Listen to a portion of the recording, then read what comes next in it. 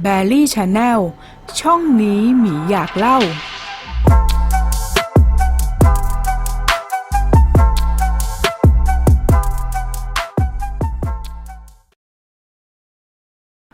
The Man in the Elevator หรือชายลึกลับในลิฟต์เป็นตำนานเมืองสุดสยองจากประเทศเกาหลีเกี่ยวกับหญิงสาวที่อาศัยอยู่บนชั้น 14 ของอพาร์ตเมนต์ของเธอตำนานนี้ยังเป็นที่รู้จักกันในชื่อ The Elevator Murderer หรือ The Elevator Killer ซึ่งแปลเป็นไทยว่าฆาตกรในลิฟต์นั่นเองโดยเรื่องราวเหล่านี้เป็นตำนานเมืองและเป็นความเชื่อส่วนบุคคลโปรดใช้วิจารณญาณในการรับชม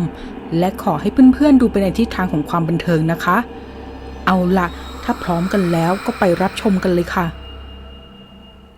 มีหญิงสาวชาวเกาหลีอายุ19ปีคนหนึ่งชื่อว่าฮารุโกะเธอเป็นนักศึกษาของมหาวิทยาลัยในเมืองใหญ่แห่งหนึ่งคืนหนึ่งเธอต้องอยู่ในห้องสมุดจนดึกเพื่อทำโปรเจกต์ให้เสร็จและเมื่อถึงเวลากลับบ้านบรรยากาศข้างนอกนั้นก็มืดสนิทเสียแล้วเธอเกลียดการกลับบ้านคนเดียวในตอนค่ำมืดดึกดื่นแบบนี้เพราะมันให้ความรู้สึกที่ไม่ปลอดภัยเอาเสียเลยฮารุโกะอาศัยอยู่บนชั้น 14 ของอพาร์ตเมนต์เก่าๆแห่งหนึ่งเมื่อเธอเดินทางไปถึงอพาร์ตเมนต์ของเธอก็รีบเดินผ่านทางเข้าอพาร์ตเมนต์เพื่อตรงเข้าไปกดปุ่มเรียกลิฟต์เมื่อลิฟต์มาถึงเธอก็ก้าวเข้าไปข้างในและกดปุ่มเลือกชั้นของเธอขณะที่ประตูลิฟต์กำลังจะปิดนั้น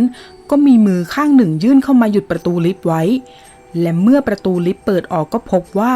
เจ้าของมือนั้นเป็นหนุ่มหล่อรูปร่างสูงโปร่งคนหนึ่งที่ดูเหมือนจะรีบวิ่งเข้ามาให้ทันลิฟต์เที่ยวนี้เขายิ้มออกมาเล็กน้อยก่อนจะก้าวเข้าไปในลิฟต์และหยุดยืนอยู่ข้างเธอ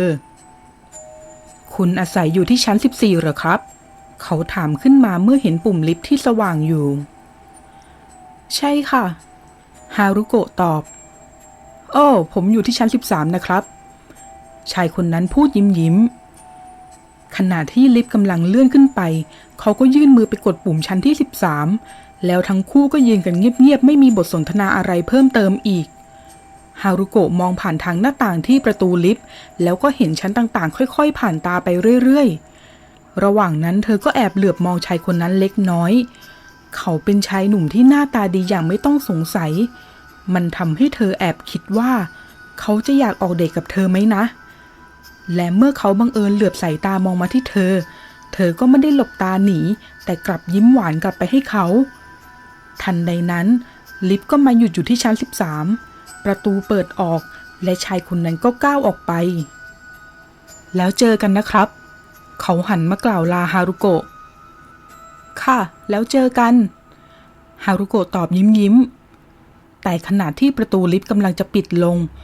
จู่ๆชายคนนั้นก็ค่อยๆดึงมีดคมๆออกมาจากเสื้อแจ็คเก็ตของเขาก่อนจะพูดด้วยน้ำเสียงที่น่ากลัวว่าแล้วเจอกันที่ชั้นบนนะจากนั้นเขาก็หัวเราะอย่างบ้าคลั่งขณะที่วิ่งขึ้นบันไดไป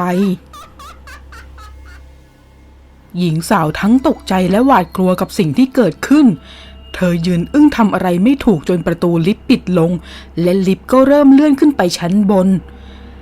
และเมื่อสติของฮารุโกะกลับมาเธอก็เริ่มตื่นตระหนกเมื่อรู้ว่าอะไรเป็นอะไรเธอพยายามจะหยุดลิฟต์ด้วยการใช้กำปั้นทุบทุกปุ่มในลิฟต์แต่มันก็เปล่าประโยชน์เพราะลิฟต์ตัวนั้นไม่มีปุ่มหยุดทำให้ลิฟต์ยังคงเลื่อนขึ้นไปชั้นบนเรื่อยๆและเมื่อถึงชั้นที่ 14ประตูลิฟต์ก็เปิดออกเผยให้เห็นว่าชายคนนั้นยืนถือมีดรอเธออยู่ด้วยรอยยิ้มที่น่าสยดสยองในเกาหลีมีการร่ำลือกันว่าตำนานนี้มาจากเรื่องจริงมีการพบศพผู้หญิงถูกแทงเสียชีวิตอยู่ในลิฟต์พวกเขายังอ้างว่านี่คือเหตุผลที่ลิฟต์ทุกตัวมีปุ่มหยุดตั้งแต่นั้นเป็นต้นมาแต่ไม่ว่านี่จะเป็นเรื่องจริงหรือแค่เรื่องเล่าสิ่งที่น่ากลัวที่สุดของตำนานเรื่องนี้ก็คือความสยองขวัญเมื่อนึกถึงสภาพของหญิงสาวคนนั้นตอนที่ลิฟต์กำลังเลื่อนขึ้นไปชั้นที่ 14มันจะรู้สึกสยดสยองหวาดกลัวและสิ้นหวังแค่ไหนเมื่อรู้ว่าตัวเองกำลังขึ้นไปหาความตาย